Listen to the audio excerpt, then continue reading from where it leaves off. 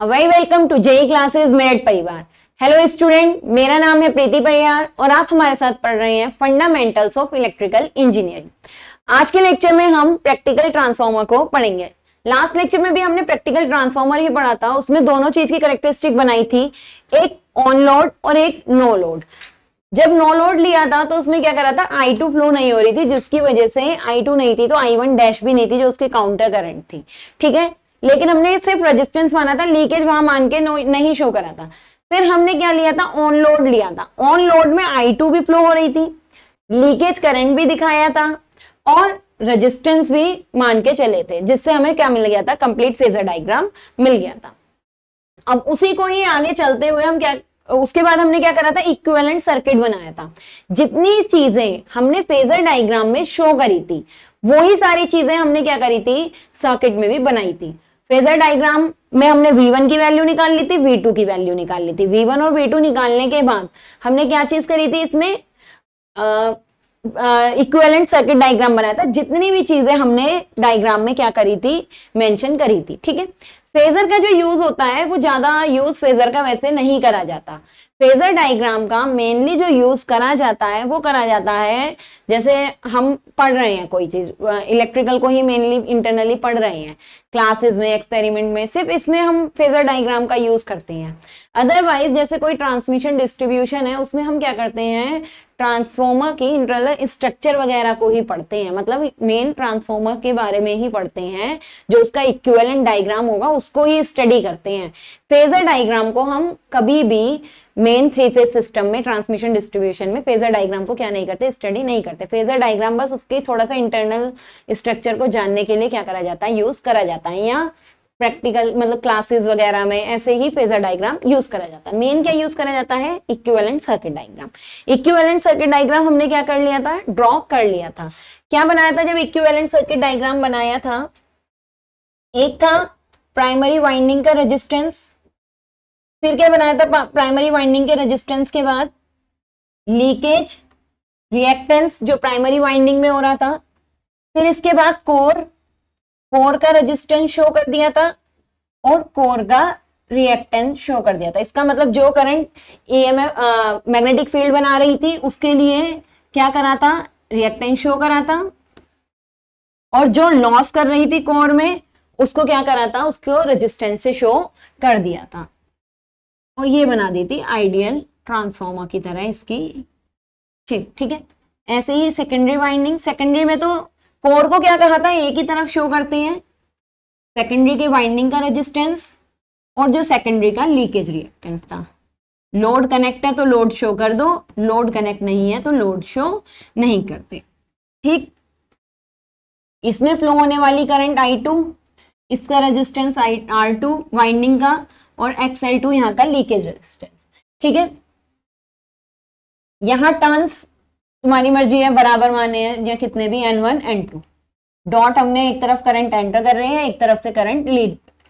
ये I1 dash हो गई, ये हमारी क्या थी, काउंटर करंट थी, या जो I2 के होने के कारण जो हमारा क्या कर रही थी, फ्लक्स में चेंजेस कर रही थी, उस फ्लक्स के चेंजेस को नेग्लेक्ट करने के लिए या I2 को नेग्लेक्ट करने के लिए जो करंट फ्लो हुई थी वो I1 थी।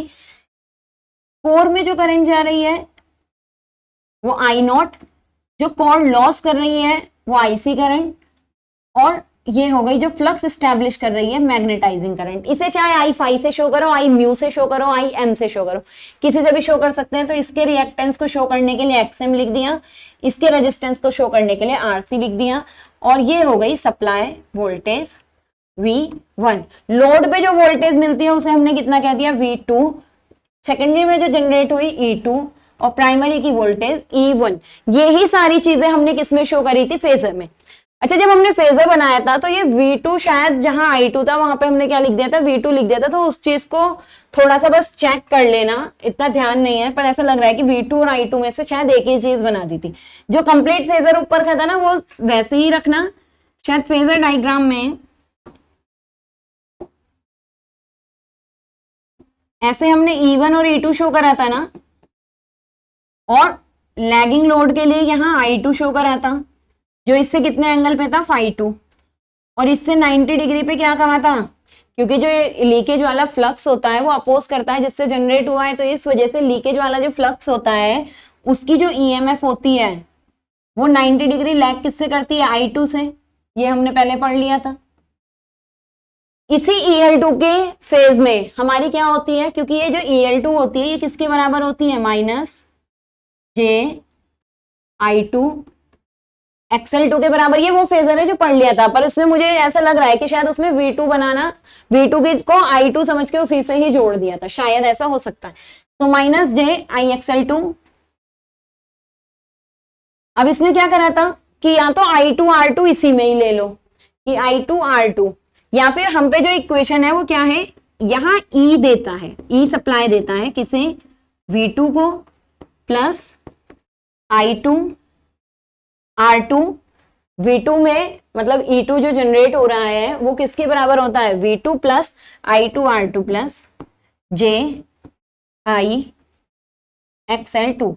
हमें जो निकालना है वो क्या है, V2, क्योंकि E2 तो हमें पता है कि ये 90 डिग्री लैग करता है किससे, φm से, या जो तुम्हारी IM I mu I phi है उससे। तो यहां हमें जो वैल्यू चाहिए, देखो E2 तो हम पे है ना, E2 है, तो हम V2 की टर्म में अगर इसे निकाल लें, V2 is equals to E2 minus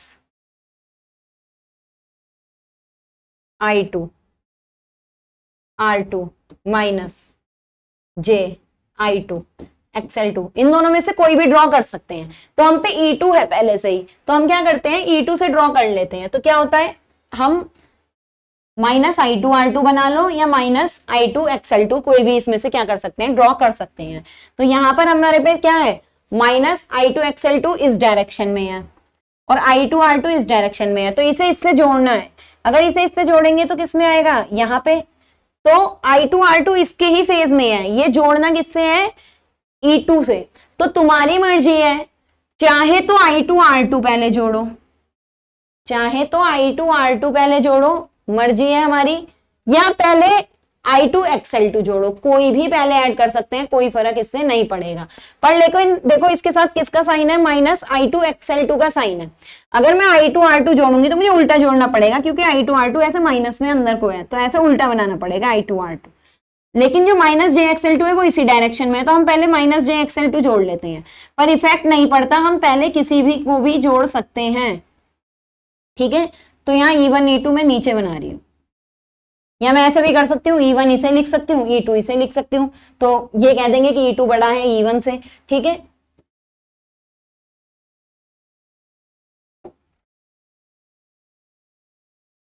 तो यहां से इस तरीके से क्या बन गया, I2 XL2 माइनस के J, ठीक है। अब इसमें ही माइनस हो रहा है I2 R2, तो I2 R2 माइनस है, इधर की तरफ तो प्लस का है, देखो अगर इस I2 को उल्टा कर दूं तो किसका आ जाएगा, माइनस का। तो ये किसका आ गया, माइनस का, I2 R2, ठीक है। तो ये आ गया हमारा क्या, I2Z। अब इसे किससे जोड़ना है, V2 बराबर है ना ये सब, और V2 जो फेजर स्टार्ट होगा यहीं से तो होगा, तो ये हमारा क्या है, V2। सेम यही बना था वहां भी, बस हुआ क्या था, I2 लिख दिया था शायद वहां पे, यहाँ V2 की जगह, जिससे वो ज्यादा अंतर पता नहीं चल पाया, V2 को ही I2 वहां पर क्या कर दिया था, बना दिया था। सेकंड चीज, अगर कोई बच्चा यहाँ I2 X2 पहले नहीं जोड़ना चाहता है, पहले किसे डिडक्ट करना चाहता है, -I2 R2 को, तो सेम चीज यहाँ कर सकते हैं, -I2 R2 है ना, यहाँ ऐसे उल्टा बनाना -I2 R2, और फिर EL2 XL2 को इस तरीके से शो करना, और यहां से इसे ऐड कर देना। कोई फेजर में कोई चेंज नहीं होगी, फेजर तुम देखोगे चाहे दोनों में से किसी को भी पहले जोड़ दो, दो बुक होंगी, कोई अलग अलग बुक होंगी, उसमें अलग अलग शो हो सकता है, बस इक्वेशन यही बननी चाहिए, ठीक है। वो यहाँ V2 से याद आ गई थी ये वाली चीज, ठीक है। ये हमारा इक्विवेलेंट सर्किट डायग्राम होता है। अब इसमें 2-3 फॉर्मूलेज देखते हैं कि क्या क्या फॉर्मूले निकलते हैं। देखो, जब कोर के बारे में बताया था तो कोर के लॉस का फॉर्मूला वहां भी बताया था कि हम कोर की पावर को या कोर के लॉस को कैसे शो कर सकते हैं। कोर लॉस या जो कोर की पावर है या इनपुट पावर है उसे हम कैसे बता सकते हैं।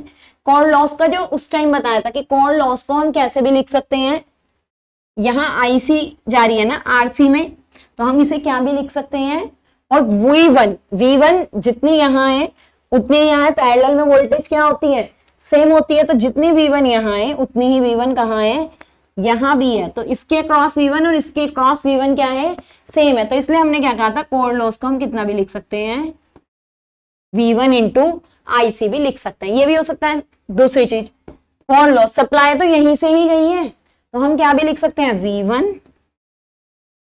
I note. कोर में तो कौन सी करंट जा रही है, I नोट।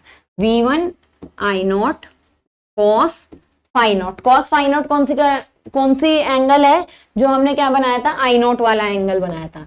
ठीक है, जो यहां पर हमारी कौन सी करंट निकली थी, I नोट निकली थी। एक IC होती है, एक IM होती है। I नोट वाला जो एंगल था, I नोट का किससे, V1 से। जो ऐसे हमारा V1 निकला था ना, ठीक है। एक हमारा एंगल कौन सा होता है, फाई नोट होता है। और एक हमारा एंगल जो होगा फाई 1, जो किस वाली करंट से होगा, जो हमारी यहाँ I1 आएगी।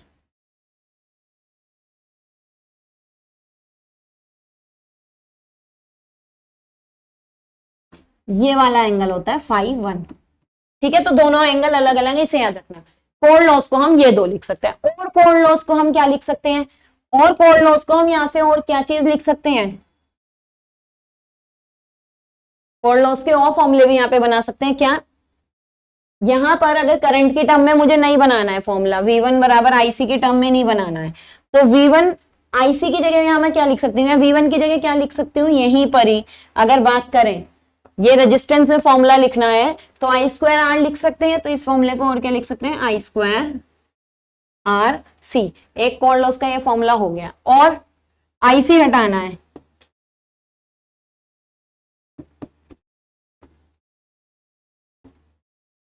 ये सारे कोर लॉस के फॉर्मूले हैं, जो कोर लॉस हम क्या कर सकते हैं, यहां से निकाल सकते हैं। ठीक है, कोर लॉस हो गया। अब ये जो करंट था, यहाँ फेजर से हमें क्या पता लग रहा था, ये किसके उसमें थे, V1 के फेज में ही तो थे। ये V1 डैश ही तो था माइनस E1, ये V1 के फेज में ही तो है। तो इसलिए हम क्या कह सकते हैं कि जो IC है वो I नोट का कौन सा कंपोनेंट है। अगर IC को देखा जाए, I नोट का वो कौन सा कंपोनेंट है, कॉस। और जो मैग्नेटाइजिंग करंट है वो I नोट का कौन सा कंपोनेंट है, साइन। तो ये मैग्नेटाइजिंग कंपोनेंट है, ये कंपोनेंट है। तो IC और IM को हम कैसे लिख सकते हैं, ऐसे भी लिख सकते हैं। IM को क्या कहा था, I म्यू भी लिखा होगा कुछ जगह। ठीक है, I नोट इसकी क्या होती है, रिजल्टेंट होती है। तो I नोट हम और क्या लिख सकते हैं, IC का स्क्वायर प्लस IM का स्क्वायर। यहां से क्या कह सकते हैं, I नोट बराबर IC plus IM। I note बराबर क्या होता है, IC प्लस IM भी होता है। अगर तुम्हें डायरेक्ट कॉस और इसके कंपोनेंट में I नोट, ये तो कब फॉर्मूला लगाओगे, मान लो तुम्हें I नोट की वैल्यू पता है और कॉस फाई पता है, तो तुम IC निकाल सकते हो। अदरवाइज इस तरीके से तुम I नोट की वैल्यू निकाल सकते हो, क्योंकि ये है। वरना हमें बताएं कि जो I नोट है वो किन दो में डिवाइड हो रही है, IC प्लस IM में ही हमारी क्या हो रही है, डिवाइड हो रही है। इन दो में ही I नोट हमारी क्या होती है, डिवाइड होती है।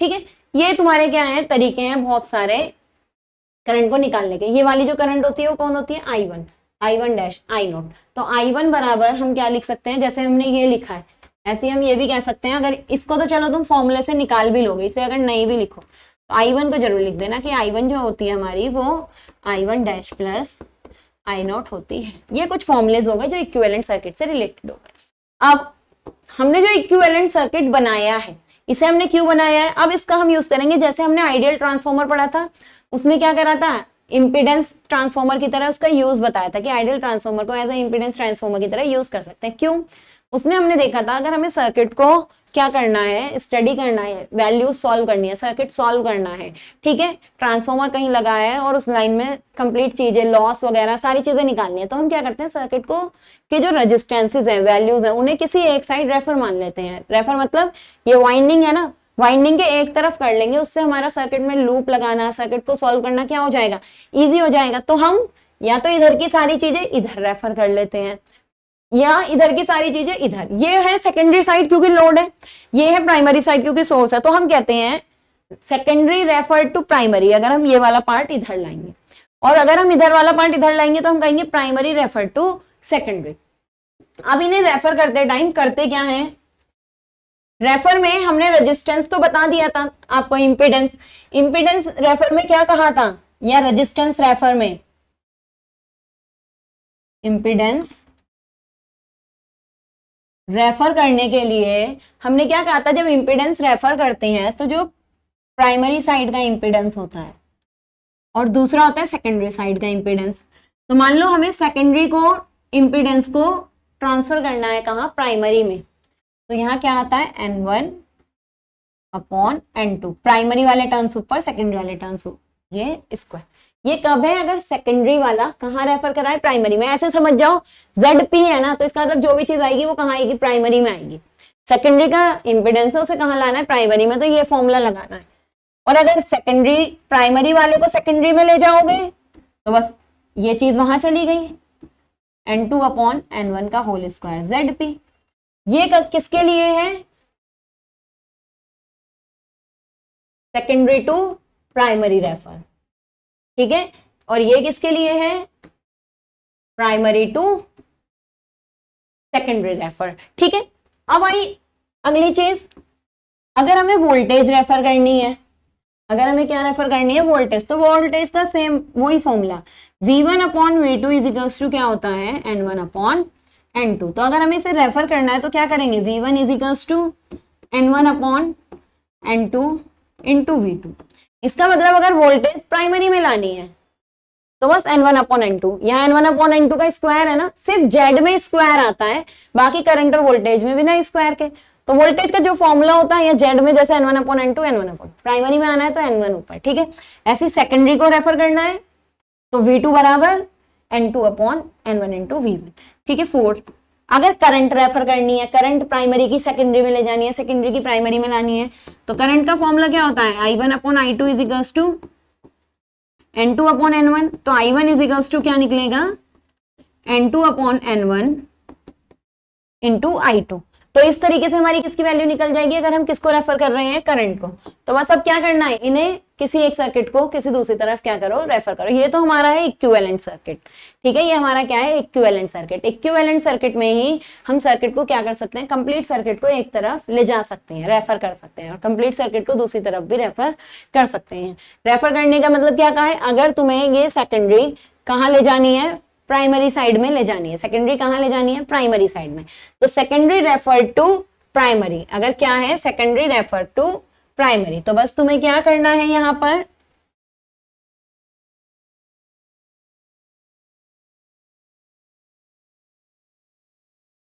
ये हो गई सेकेंडरी रेफर टू प्राइमरी। और जो वो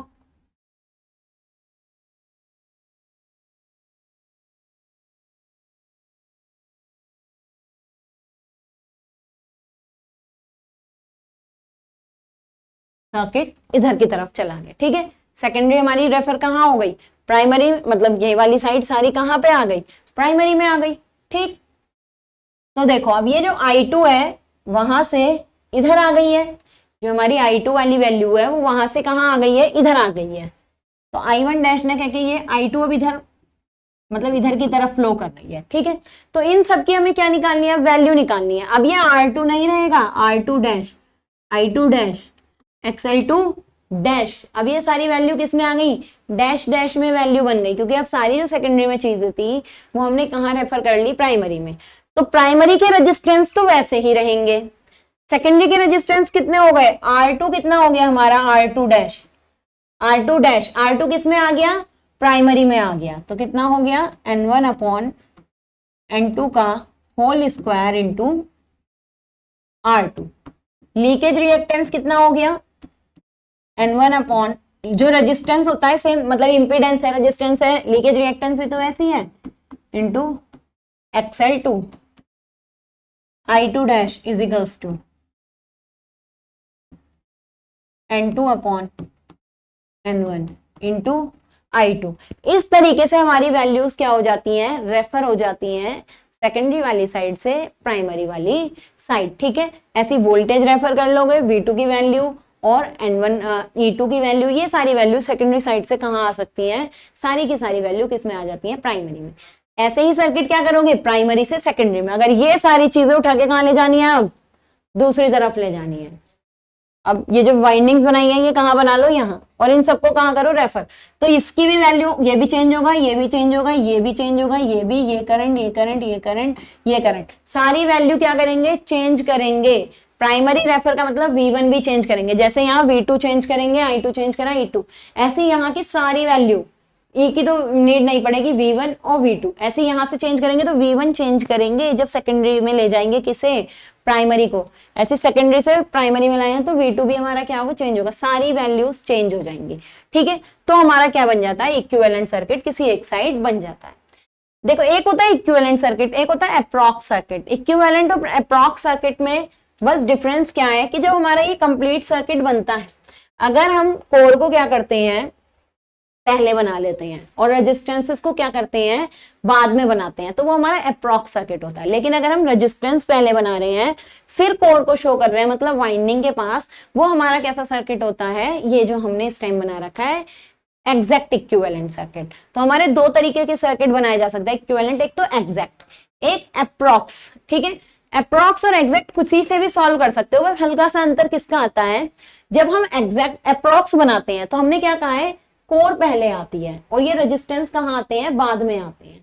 कोर पहले जुड़ती है, जब कोर पहले जुड़ती है ना, तो जो हमारे लॉस निकलते हैं, कोर लॉस का फॉर्मूला वो हमारा हो जाता है V1 स्क्वायर अपॉन R करके निकलता है। तो उसकी वैल्यू हमेशा क्या आती है, थोड़ी सी ज्यादा आती है। जबकि अगर हम एग्जैक्ट वाला डायग्राम बनाए, तो एग्जैक्ट वाले डायग्राम में ये हमारी किसके पास आएगी, E1 के आसपास आती है। एग्जैक्ट वाले डायग्राम में ये हमारा आता है बाद में, और क्या चीज हमारी पहले आती है, रेजिस्टेंस पहले आता है, ये कोर के बाद। तो तब हमारा जो कोर के पास वोल्टेज होती है वो कौन सी होती है, E1 होती है। या ये कहो जो अब वोल्टेज जाएगी वो ड्रॉप के बाद इसमें जाएगी, तो इसमें हम कहते हैं कि अब जो इसके अक्रॉस E1 वोल्टेज होगी, अब भी कोर लॉस आएगी, लेकिन अब कोर लॉस की वैल्यू पहले से थोड़ी क्या आती है, कम आती है। तो ज्यादा कोई फर्क नहीं पड़ता, चाहे अप्रॉक्स से करो या एग्जैक्ट से। मोस्टली जो यूज करा जाता है वो कौन सा होता है, एग्जैक्ट इक्विवेलेंट डायग्राम यूज करा जाता है। तो देखो यहाँ रेफर भी आ गया, सर्किट को कैसे रेफर करते हैं, प्राइमरी से सेकेंडरी कैसे रेफर करना है, सेकेंडरी से प्राइमरी कैसे रेफर करना है, ये सारी चीजें आ गई। तो जब भी हम सर्किट डायग्राम यूज करते हैं, अब यहाँ जो टोटल रेजिस्टेंस होगा वो क्या होगा, प्राइमरी में रेफर कर रहा है ना, तो इफेक्टिव रेजिस्टेंस प्राइमरी का कितना होगा, R1 प्लस R2 डैश होगा, और R2 डैश की वैल्यू कितनी है, ये ऐसी XL1 कितना होगा, E equivalent, E XL1 plus XL2 dash. ठीक है, या XL1 डैश भी लिख सकते हो, जब प्राइमरी में आ गया तो डैश बन गया। यहाँ तो R2 डैश लिख लो, यहाँ क्या लिख लो, R1 डैश, 1 में आ गया ना ये, तो कुछ भी लिख सकते हैं। और ये क्या हो गया, इक्विवेलेंट। ठीक है, तो ये हो गए हमारा टोटल रेजिस्टेंस की वैल्यू। कोर के साथ मत जोड़ना, कोर रेजिस्टेंस और कोर का रिएक्टेंस अलग है। ये कौन सा है, वाइंडिंग के रेजिस्टेंस और वाइंडिंग का रिएक्टेंस। सही है, तो ये वाइंडिंग का रिएक्टेंस और वाइंडिंग का क्या बन गया, हमारा रेजिस्टेंस की वैल्यू यहाँ पर बन गई। तो ये हमारे क्या निकल के आ गए, इक्विवेलेंट। ऐसे जब प्राइमरी से सेकेंडरी में करोगे तो RE2 आएगा। अगर तुम रेफर कहाँ करोगे, सेकेंडरी में, तो क्या आएगा, RE2 XE2। ठीक है, तो इक्विवेलेंट सर्किट का मतलब सेकेंडरी का इक्विवेलेंट, सेकेंडरी का X2 पर जुड़ेंगे ये दोनों ही, ये वाले रेजिस्टेंस। तो इस तरीके से हमारा क्या बन जाता है, सिंगल एक सर्किट बन जाता है। किसी भी साइड रेफर करते हैं, अगर हमने इधर की तरफ ही रेफर कर रखा है, या सेकेंडरी साइड अगर रेफर करा है मान लो, तो सेकेंडरी साइड वाला डायग्राम इस तरीके से हमारा बन जाएगा।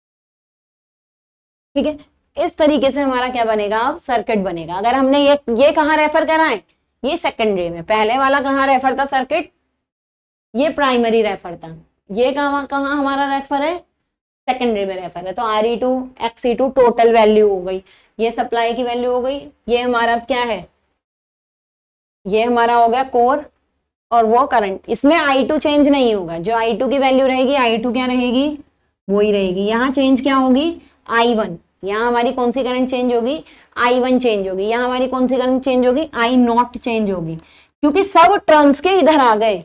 टर्न्स चेंज होते ही सप्लाई की वैल्यू क्या हो जाती है, चेंज हो जाती है। तो सारी वैल्यूज अब कहाँ आ गई हैं, इधर की तरफ आ गई हैं। तो टर्न्स चेंज होते ही यहाँ वैल्यू क्या हो जाएंगी, चेंज हो जाएगी। तो सारी वैल्यू को, प्राइमरी की जितनी वैल्यू थी सबको यहाँ क्या करना पड़ता है, कन्वर्ट करना पड़ता है सेकेंडरी में। और रेफर करना क्या कर दिया, यहाँ पर सिखा दिया। तो ये तो हो गया referral, equivalent circuit, approx circuit क्या होता है, और रेफरल। नेक्स्ट चीज हम क्या पढ़ेंगे, losses and efficiency, losses and efficiency of transformer. देखो लॉसेस क्या होते हैं, लॉसेस बताए थे कि ट्रांसफॉर्मर में रोटेटिंग लॉस तो होते नहीं है, जिस वजह से इसकी एफिशिएंसी क्या रहती है, बहुत अच्छी, 95%, 98%, 99%। जितनी भी आगे भी मशीन पढ़ेंगे उन सब में सबसे अच्छी एफिशिएंसी किसकी रहती है, ट्रांसफॉर्मर की ही रहती है, क्योंकि इसमें क्या नहीं होता, रोटेटिंग पार्ट नहीं होता। और ट्रांसफॉर्मर में हमारे क्या होता है, दो टाइप के मेन, तो मतलब दो टाइप के मेन लॉस होते हैं, और दो हमारे छोटे छोटे लॉस होते हैं जो नेग्लिजिबल टाइप के ही होते हैं। एक होता है हमारा आयरन लॉस, या इसे हम क्या भी कहते हैं, कोर लॉस। आयरन इसलिए पड़ गया था क्योंकि मेन जो छोटे ट्रांसफॉर्मर होते हैं वो आयरन के बना सकते हैं, लेकिन जो बड़े ट्रांसफॉर्मर होते हैं वो या तो CRGO स्टील के बनते हैं या सिलिकॉन। चाहे CRGO स्टील हो या सिलिकॉन हो, स्टील हमारी जो डेवलप हो रही है वो तो हो किससे रही, आयरन से। तो इसलिए आयरन लॉस या कोर लॉस, आयरन की या स्टील की बनाई क्या है, कोर बनाई है ना, तो चाहे तो आयरन लॉस का हो या कोर में होने वाले लॉसेस हम इसे कह सकते हैं। सेकंड होते हैं हमारे कॉपर लॉस, एक आयरन लॉस होता है और क्या होते हैं हमारे कॉपर लॉस। थर्ड होते हैं हमारे स्ट्रे लॉस, और फोर्थ हमारे क्या होता है, डाइलेक्ट्रिक लॉस। तो पहले हम पढ़ते हैं आयरन लॉस। आयरन लॉस हमारे क्या होते हैं, दो टाइप के आयरन लॉस होते हैं, एक एडी करंट लॉस या एडी लॉस लिख सकते हो खाली, और एक हिस्टेरेसिस लॉस, एडी लॉस या हिस्टेरेसिस लॉस। अब ये क्या होते हैं, ये हमने जब फर्स्ट यूनिट पढ़ी थी तो एडी करंट और हिस्टेरेसिस लॉस के बारे में वहां पर जाना था, ठीक है। इन्हीं की वजह से हमने क्या करी थी, कोर को अपना किसका बनाया था, सिलिकॉन स्टील या CRGO का बनाया था, जिसमें कहा था कि अगर CRGO का बनाओगे तो हिस्टेरेसिस लॉस और कम होंगे, क्योंकि उनके मटेरियल पे, जो हिस्टेरेसिस लॉस है वो डिपेंड करता है किस पे, मटेरियल पे, ठीक है, कि मटेरियल किस मटेरियल का बना हुआ है, क्योंकि वो उसकी परमिएबिलिटी पे डिपेंड करता है। तो जो तुम्हारा सिलिकॉन स्टील है उसकी परमेबिलिटी अगर CRGO से कहें उससे हल्की सी कम होती है, पर दोनों ही हमारे क्या होते हैं, हिस्टेरेसिस लॉस कम करने में हेल्पफुल होते हैं। ये लॉसेस खत्म नहीं हो सकते, सिर्फ इन्हें क्या करा जाता है, थोड़ा सा कम। और हिस्टेरेसिस, एडी करंट लॉस क्या होते हैं, जो एडी करंट के फ्लो करने से फ्लो बनते हैं हमारे कोर में, इन्हें भी कम नहीं करा जा सकता है।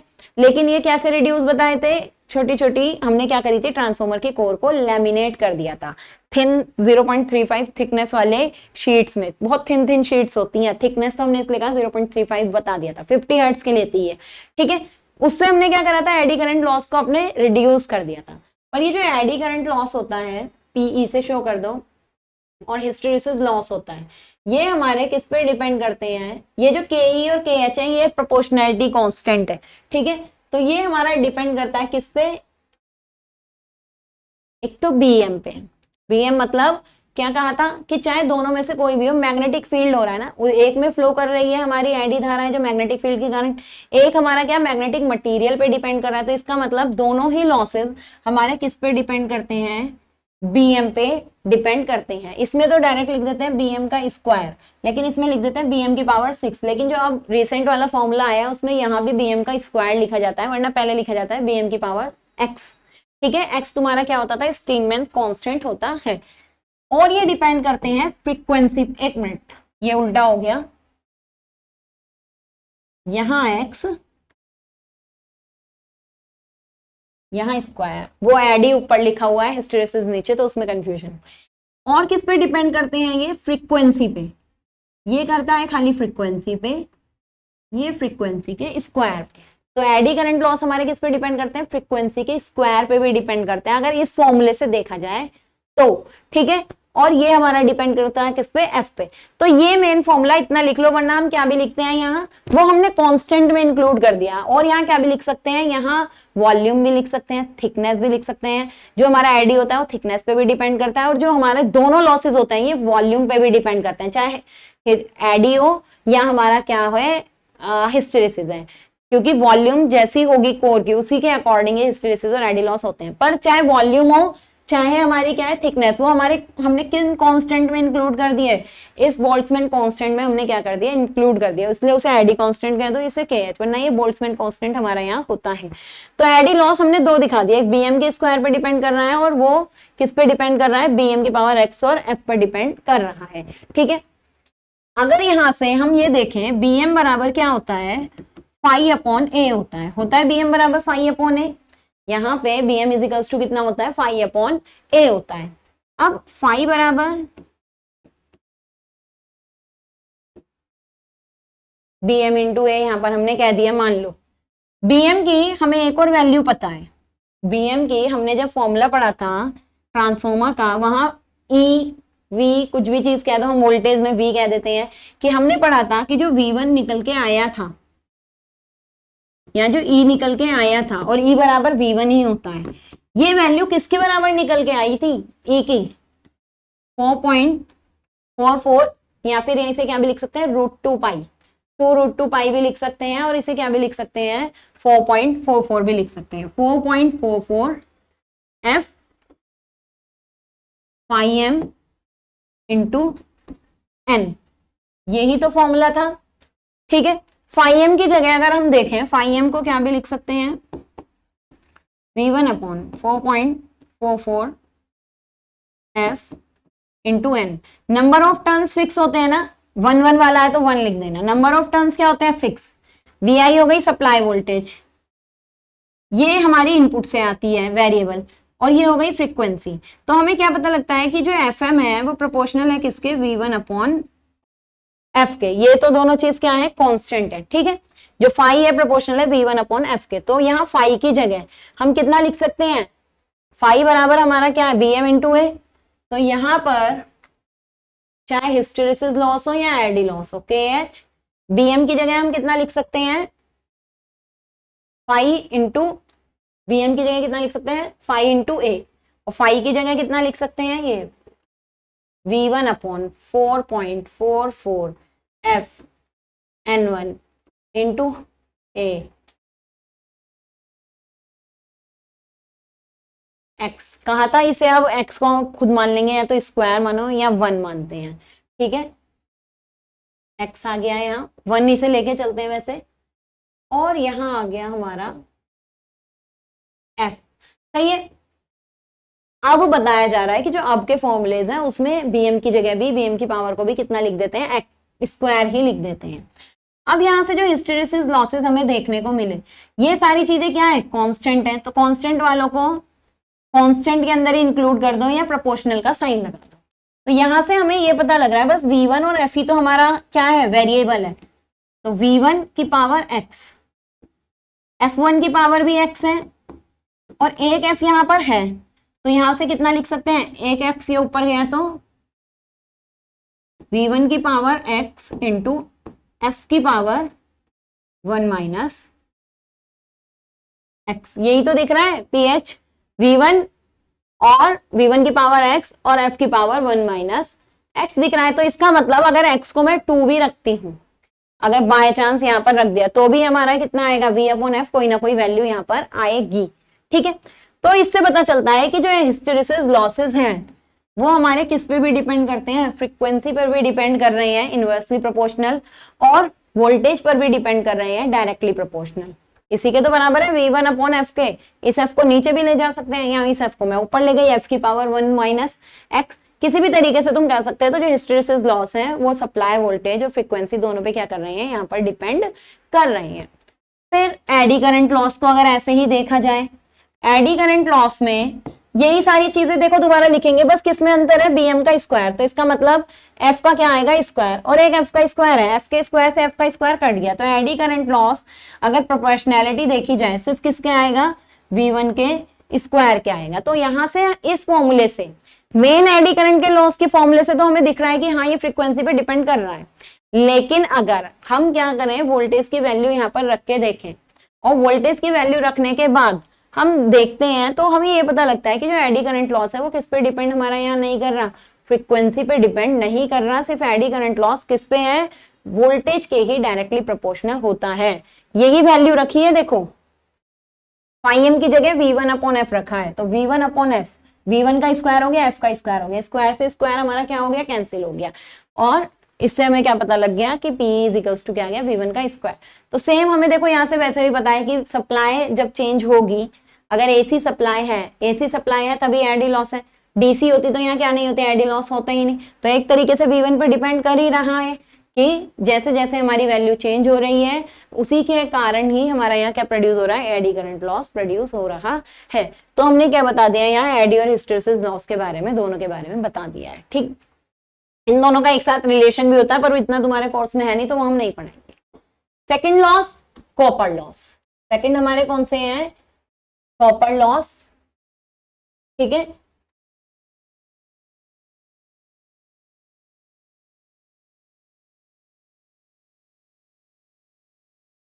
तो कॉपर लॉस हमारे सेकंड हो गए।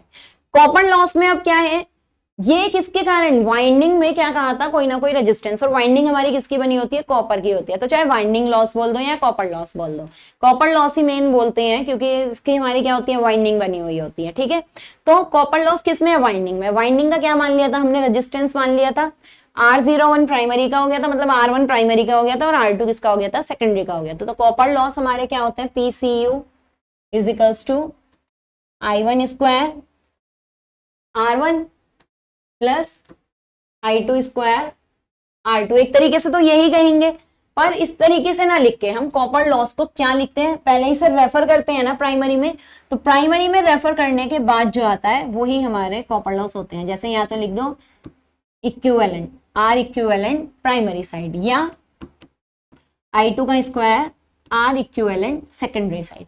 सेकेंडरी साइड में रेफर करके या तो रेजिस्टेंस वगैरह बना लिया या प्राइमरी साइड में रेफर करके बना लिया। इस तरीके से हम कॉपर लॉस को क्या करते हैं, लिखते हैं। वो सिर्फ एक तरीके से फॉर्मूला दिखाने का कि जो सेकेंडरी की वाइंडिंग का रेजिस्टेंस और प्राइमरी की वाइंडिंग का रेजिस्टेंस दोनों को अगर जोड़ दिया जाए तो वो हमारा क्या होता है, कॉपर लॉस होता है।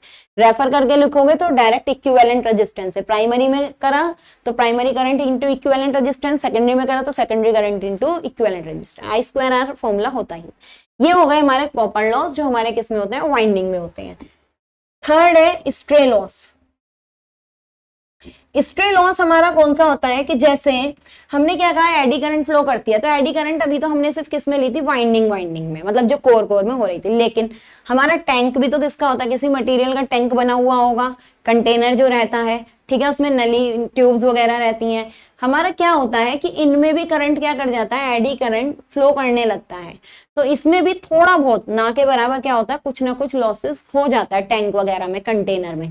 तो वो लॉसेस हमारे क्या कहलाते हैं, स्ट्रे लॉस कहलाते हैं, जो हमारा कंटेनर या टैंक में भी एडी करंट क्या हो जाता है, प्रोड्यूस हो जाता है मैग्नेटिक फील्ड के कारण। ठीक है, फोर्थ होता है डाइलेक्ट्रिक लॉस। डाइलेक्ट्रिक लॉस क्या है कि जो हमारा ट्रांसफॉर्मर होता है वो हमारा किसमें रहता है, जो छोटे ट्रांसफॉर्मर होते हैं वो तो नेचुरल हीट से, फैन वगैरह से ही क्या हो जाते हैं, ठंडे हो जाते हैं। लेकिन जो बड़े ट्रांसफॉर्मर होते हैं वो वर्क करते करते क्या कहा था, कोर में हीट प्रोड्यूस होती है ना, जब वाइंडिंग में करंट जाएगी तो हीट प्रोड्यूस होगी। बड़े ट्रांसफॉर्मर होते हैं उनकी हीट इजीली क्या नहीं होती, हटती नहीं है, लीव नहीं करती, तो इसलिए हम उनकी वाइंडिंग्स को किसमें डुबो के रखते हैं, कंटेनर में क्या रहता है, ऑयल भरा हुआ रहता है।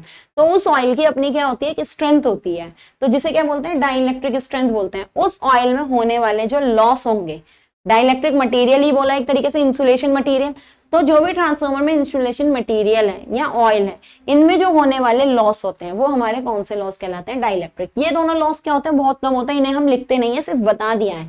कहीं भी ये क्या नहीं होंगे, ऐड नहीं होंगे, 0.5% या उससे भी कम, बहुत कम मात्रा में ये लॉस होते हैं। मेन जो लॉस होते हैं हमारे क्या होते हैं, कोर और कॉपर, जिसमें की कॉपर लॉस जो होते हैं इन्हें कहते हैं वेरिएबल लॉस। मोस्टली इन्हें क्या बोलते हैं हम, वेरिएबल लॉस ही कहते हैं, क्योंकि देखो यहाँ RE रेजिस्टेंस की वैल्यू क्या हो सकती है, चेंज या करंट पे डिपेंड कर रहे हैं। जबकि हमारे जो कोर लॉस है ये मोस्टली हम क्या कहते हैं, कांस्टेंट लॉस भी कहा जाता है कोर लॉस को, क्योंकि एडी करंट और हिस्टैरिसीस लॉस जो है इनकी वैल्यू मोस्टली क्या रहती है, फिक्स रहती है। सप्लाई हम बार बार बदलते नहीं, फ्रीक्वेंसी हम चेंज करते नहीं, मैग्नेटिक फील्ड जितना सेटअप होगा उसी सप्लाई से होगा, तो ये लॉस हमारे मोस्टली क्या रहते हैं, फिक्स रहते हैं, ज्यादा वेरी नहीं करते, इसलिए हम इन्हें हम कांस्टेंट लॉसेस भी कह देते हैं कई बार, और इन्हें वेरिएबल, क्योंकि R1 R2 की वैल्यू, लोड के रेजिस्टेंस की वैल्यू क्या होती रहती है, वेरी करती रहती है। लोड के चेंज होने से करंट चेंज होती रहती है। वोल्टेज जो हमारी सप्लाई है V1 वो कभी लोड के चेंज होने से चेंज नहीं होती, लेकिन जो हमारा करंट है वो हमेशा किसके चेंज होने से चेंज होता है, लोड के चेंज होने से। लोड जैसी चेंज होगा करंट उसी हिसाब से आएगी, लेकिन जो वोल्टेज है उसके चेंज होने से कभी भी क्या नहीं होगा, सिर्फ फ्लक्स में अंतर आएगा, अदरवाइज करंट में कोई चेंज नहीं आता है, ये चीज याद रखना। लेकिन फ्लक्स में याद रखना, वो लोड चेंज होगा तो फ्लक्स में कोई चेंज नहीं आएगा। लोड फ्लक्स जो होता है, मेन फ्लक्स, वो कभी भी लोड पे डिपेंड नहीं करता। इसलिए हम कहते हैं, जो हमने इतने सारे डायग्राम बनाए थे फेजर, सबको फाई एम को किस में लिया था, एक्स एक्सिस पे, मतलब मेन रेफरेंस, क्योंकि हम ये कहते हैं नो लोड से फुल लोड तक जाते समय हमारा जो फाई है वो क्या नहीं होता, मेन फ्लक्स चेंज नहीं होता। Main flux no load to full load क्या रहता है, कांस्टेंट ही रहता है। तो ये हमारे क्या हो गए, लॉसेस हो गए। नेक्स्ट चीज हमारी है एफिशिएंसी। क्या है, एफिशिएंसी। एफिशिएंसी को डिनोट हम किससे करते हैं, देखो इस तरीके से, ईटा से। एफिशिएंसी किसी भी चीज की हमारी क्या होती है, output power upon input power, या आउटपुट अपॉन इनपुट, यही तो होती है एफिशिएंसी।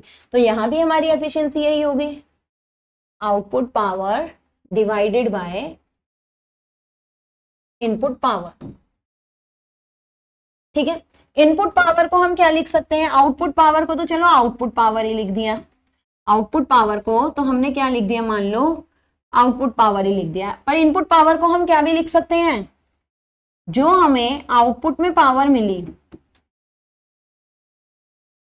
उसमें अगर लॉसेस को ऐड कर दें, जितने भी लॉसेस हुए हैं उन्हें अगर ऐड कर दें और आउटपुट पावर को जोड़ दें, तो वही तो हमारी इनपुट होगी। इनपुट में टोटल पावर होती है, वो पावर कुछ लॉसेस में जाती है और कुछ हमें आउटपुट पे मिल जाती है। तो हमारी एफिशिएंसी इज इक्वल्स टू क्या होती है, आउटपुट पावर अपॉन इन output power plus losses. Output power कौन सी थी हमारी, आउटपुट की वोल्टेज, आउटपुट की करंट, आउटपुट का पावर फैक्टर। तो एसी में जो पावर होती है, ट्रांसफार्मर में हमें एसी तो मिलती है, एसी देते हैं, एसी मिलती है, तो एसी की पावर का फॉर्मूला क्या निकला था, VI cos फाई।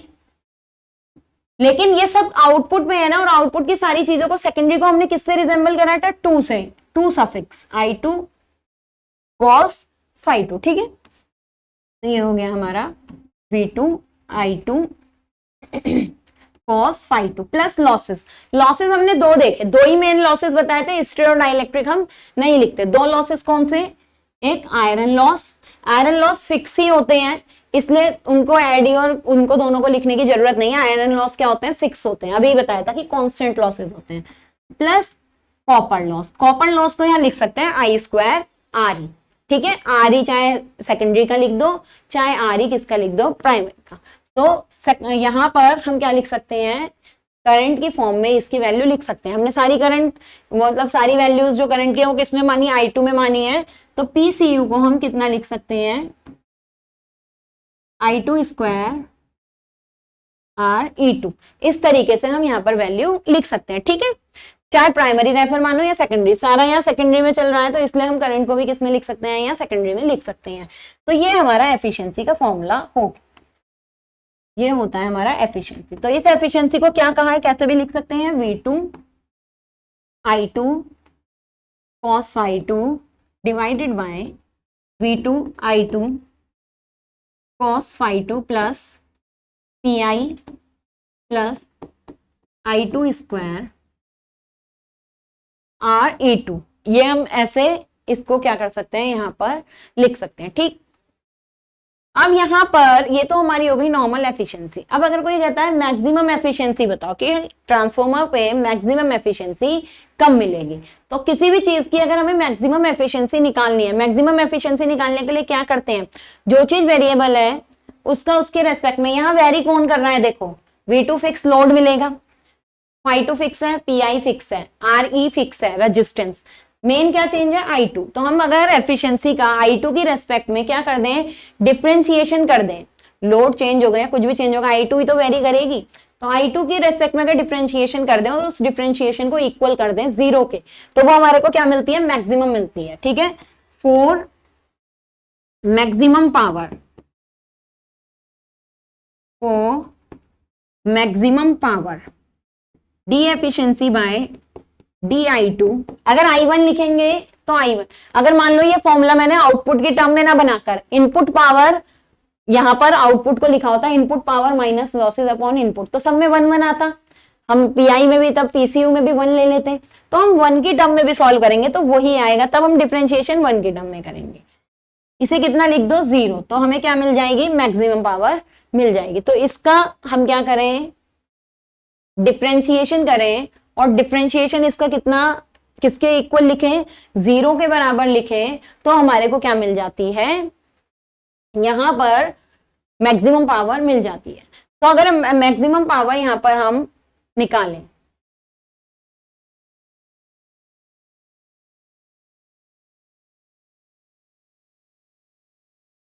यहां पर हम क्या कर सकते हैं, दो तरफ वेरिएबल है ना, अगर दो तरफ वेरिएबल है, या तो हमें कौन सा फॉर्मूला लगाना पड़ेगा, डिवाइड का। डिवाइड का क्या, एक बार इसे ऐसी रख के इसका डिफरेंशियल, फिर इसे ऐसी रखकर अंदर वाले का डिफरेंशियल, या फिर हम क्या कर सकते हैं, I2 से इसको भी डिवाइड कर सकते हैं, इसको भी डिवाइड कर सकते हैं, इसको भी डिवाइड कर सकते हैं। तब क्या होगा, ये कांस्टेंट हो जाएगा हमारा, तो इसका जो डिफरेंशियल आएगा वो 0 ही आएगा, और यहां भी कांस्टेंट हो जाएगा, यहां बस PI बाई I2 आ जाएगा, और यहां पर भी हमारा क्या आएगा, I2 और स्क्वायर। तो जो हमारी मर्जी है हम उस तरीके से डिफरेंशिएशन कर सकते हैं। तो यहाँ तो हम पे कौन सा तरीका है, ये वाला है, V2 I2 cos phi2 plus PI plus PCU को अब लिखना पड़ेगा, क्योंकि यहाँ हमने क्या माना है, I2 लिख रखा है।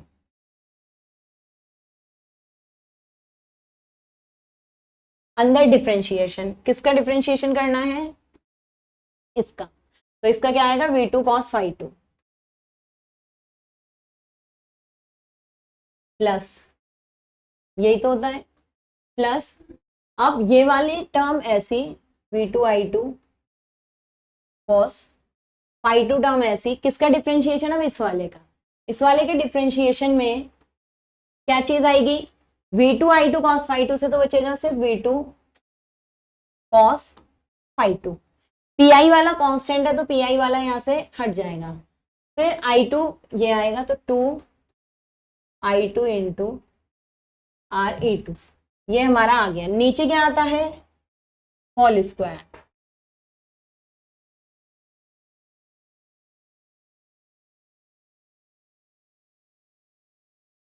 ये किसके बराबर लिखना है, 0, तो जो ये नीचे वाली पार्ट ऊपर जाएगा वो क्या हो जाएगा हमारा, 0 हो जाएगा। तो अब इसे मल्टीप्लाई भी अगर करके लिख दें,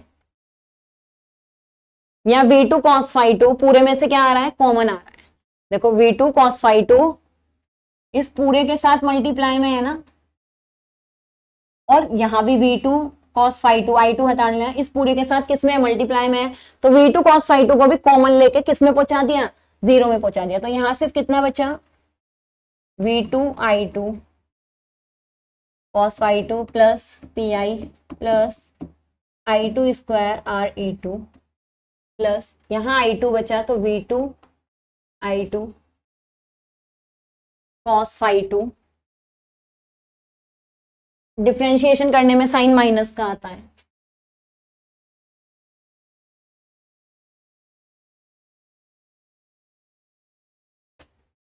V2 I2 cos phi2 plus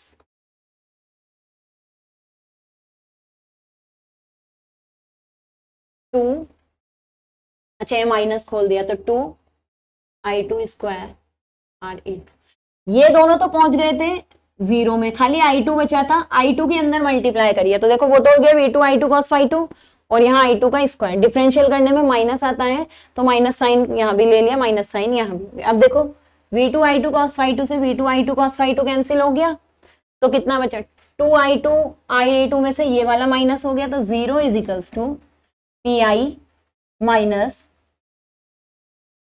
I2 square RE2, यही बचा, 2 में से ये माइनस हो गया, तो यहां से हमारा क्या आ गया, P I is equals to I2 square RE2, ये आ गया।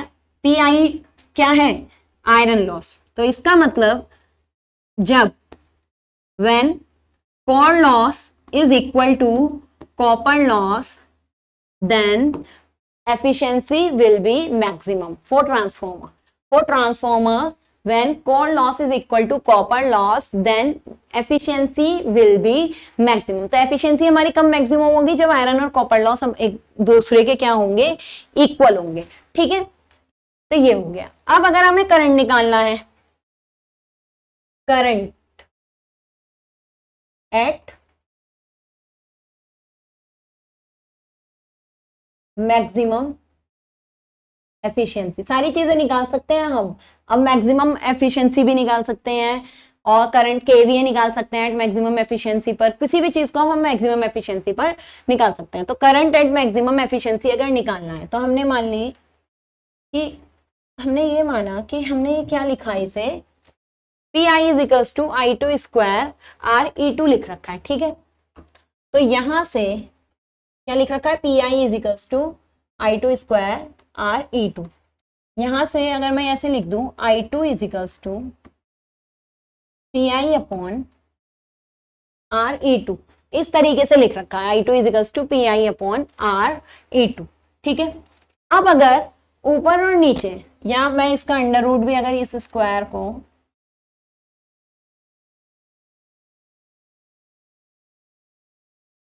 मान लो, अगर मैं ऐसे अंडर रूट चढ़ा भी देती हूँ, चाहे अंडर रूट चढ़ाओ या अंडर रूट मत चढ़ाओ, यहाँ मर्जी है, अंडर रूट लिखो या अंडर रूट नहीं भी लिखो, कोई यहाँ पर क्या नहीं पड़ेगा, कोई इफेक्ट नहीं पड़ेगा। फिर भी अगर यहाँ अंडर रूट लगा रखा है, अगर अब ये जो I2 सेकेंडरी करंट है ये किस पे है, मैक्सिमम एफिशिएंसी पे है, तो M लिख के अगर हम इसे यहाँ पर चल रहे हैं, तो अगर हम फुल लोड करंट से क्या करें, ऊपर नीचे डिवाइड कर दें, हमने मान ली ये तो है मैक्सिमम एफिशिएंसी पे current, current eight maximum efficiency, और इसकी जो फुल लोड करंट है वो हमने कितनी मान ली, मान लो IFL।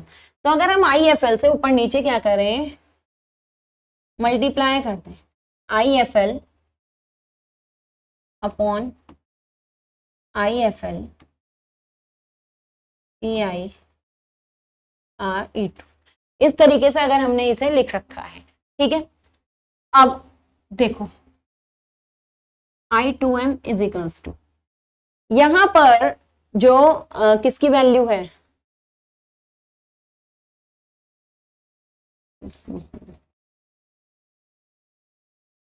IFL, हमने क्या करा, IFL से ऊपर नीचे यहाँ पर मल्टीप्लाई कर ली। अब ये तो है PI आयरन लॉस है, लेकिन ये जो RE2 है ये क्या है, खाली RE2 टर्म आ रही है। हम क्या कर सकते हैं, अगर इस FL को कहाँ पहुंचा दें, रूट के अंदर पहुंचा दें, तो रूट के अंदर जाने के लिए हमें किसकी जरूरत पड़ेगी, इसके स्क्वायर की जरूरत पड़ेगी। तो अगर हम यहाँ पर क्या करें, स्क्वायर से देखते हैं, अभी से करके देखते हैं, क्योंकि हमें ये जो IFL है ये कहाँ ले जाना है, अंदर ले जाना है। IFL हमें क्या करना है, अंदर ले जाना है। तो हम इसे देखते हैं, IFL का स्क्वायर कितना आ गया, PI अपॉन IFL का स्क्वायर इंटू RE2। अब ये हमारा क्या बन गया, ये हमारा बन गया फुल लोड कॉपर लॉस। ये कौन सा हो गया, ये copper loss at full load. ये वाली टर्म हमारी क्या है, copper loss eight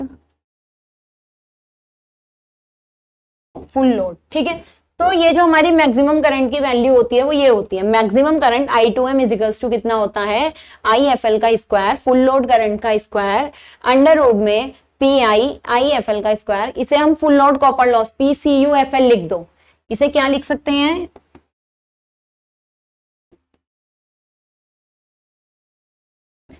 iron loss तो सेम ही रहते हैं, और कॉपर लॉस तुम्हें क्या कहा था, चेंज होते रहते हैं, तो इसे हमने क्या लिख दिया, PCUFL यहाँ पर लिख दिया। तो ये चीज यहाँ रखनी है हमें याद कि ये यहाँ पर हमारी कैसे आई, PCUFL। तो PCUFL हमारी कैसे याद यहाँ पर आई है कि हमने जो IFL था फुल लोड करंट था, फुल लोड करंट को हम कहाँ ले गए थे, अंदर ले गए थे। फुल लोड करंट हमारी अंदर कैसे गई थी, फुल लोड करंट जो हमारी ये है ये हमारी अंदर गई थी किस तरीके से, देखो इसे ना हम ऐसे भी कर सकते थे, यहां पर जैसे यहाँ स्क्वायर आ रहा है, यहाँ स्क्वायर नहीं आना, तो इसका हमारा एक तरीका और था करने का। अच्छा देखो, ये स्क्वायर हटाना है, ये यहाँ स्क्वायर में नहीं आता, तो एक तरीका और है, मैं यहाँ अंडर रूट पहले नहीं करती हूँ। यहाँ क्या करा, अंडर रूट अगर पहले नहीं करा मान लो, ठीक है, एक मेथड और, इससे ये स्क्वायर नहीं आने का, क्योंकि हमें ये स्क्वायर नहीं आता है यहाँ पर। अगर मैं यहाँ अंडर रूट पहले नहीं करती हूँ, ठीक है,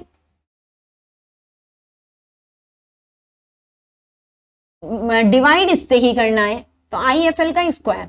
अब ये आई एफ एल का स्क्वायर क्या हो गया, कॉपर लॉस हो गया ना, आई एफ एल का square into R E two. देखो यही तो है हमारा copper loss at full load, I F L, ठीक है। तो इसे क्या लिख सकते हैं, आई एफ एल का square into P I upon P C U F L. अब अंडर रूट करो तो अब ये हट जाएगा, अंडर रूट पहले ही कर लिया था ना, तो उसकी वजह से क्या आ रहा था, यहाँ 4 से मल्टीप्लाई करनी पड़ती, और ये चीज देखी ही नहीं थी कि अंदर जाने पे स्क्वायर तो आता ही नहीं, तो तब यहाँ किससे मल्टीप्लाई करनी पड़ती, 4 पावर से, तो वो गलत हो जाता। तो आई एफ एल, अब यहाँ पर देखो आई टू एम स्क्वायर यहाँ चला गया, आई एफ एल का स्क्वायर हट गया अंडर रूट से, जब स्क्वायर से यहाँ अंडर रूट करा तो आई स्क्वायर का यहाँ से हट गया, और ये किस में चला गया, अंडर रूट। तो ये हमारी क्या होती है, आई टू है मैक्सिमम करंट, वो करंट एट मैक्सिमम एफिशिएंसी, ठीक है, मैक्सिमम करंट पे एफिशिएंसी। और आईएफएल हमारी फुल लोड करंट है, आईएफएल क्या है, फुल लोड करंट,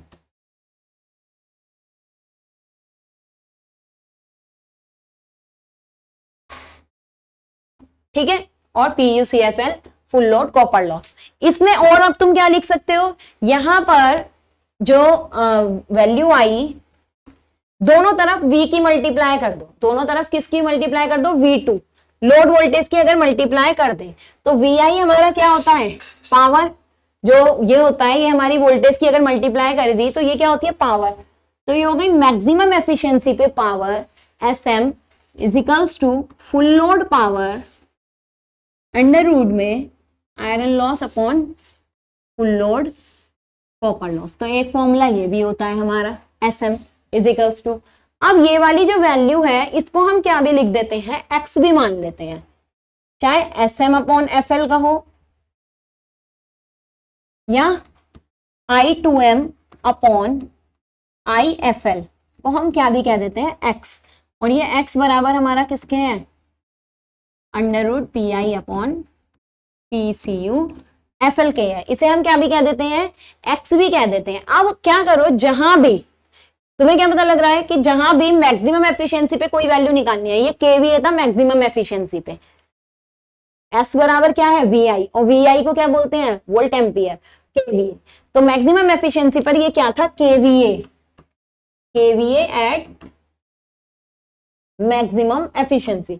अब मैक्सिमम एफिशिएंसी पे कुछ भी निकालना है तो बस क्या करो, इस फैक्टर से मल्टीप्लाई कर दो, और इस फैक्टर की वैल्यू कितनी है, एक्स है। तो अगर तुम्हें एफिशिएंसी निकालनी है एक्स फैक्टर पे, तो बस क्या करो, हर जगह किसकी मल्टीप्लाई करो, मैक्सिमम एफिशिएंसी,